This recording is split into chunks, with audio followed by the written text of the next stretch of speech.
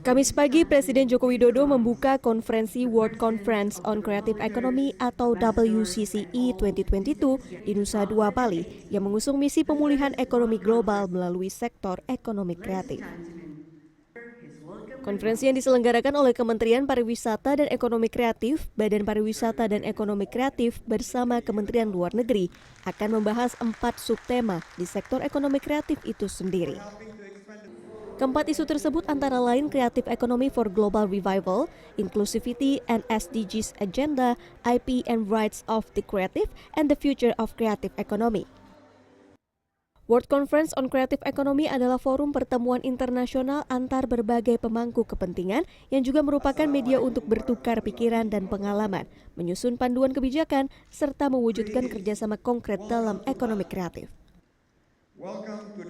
Saya melihat topik-topik yang dibahas dalam konferensi ini sangat penting dan relevan. Kebangkitan ekonomi, hak para pekerja kreatif dan kekayaan intelektual, inklusivitas dan agenda SDGs, serta masa depan ekonomi kreatif.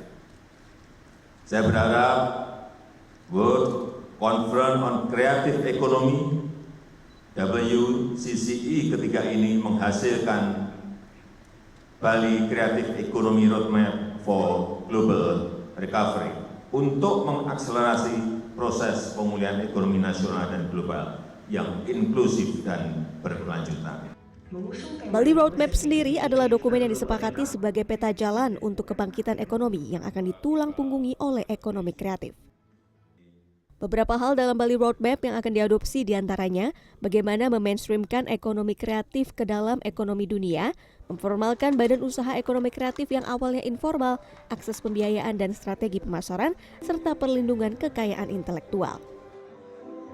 Kesempatan berkolaborasi untuk menghadirkan solusi bagi banyak permasalahan tentang ketimpangan pembangunan, keterbukaan lapangan pekerjaan, dan juga bagaimana kita lebih mengajak komunitas kaum perempuan, kaum muda untuk lebih berperan dalam kebangkitan ekonomi pasca pandemi. Kegiatan ini dihadiri delegasi dari 50 negara dan juga organisasi internasional dan lebih dari 30 pembicara yang akan mengisi acara yang berlangsung selama 3 hari. Dalam agenda ini juga ditampilkan pameran berbagai produk dari sektor ekonomi kreatif, baik dari dalam maupun luar negeri. Kartika Widowati, Badung, Bali.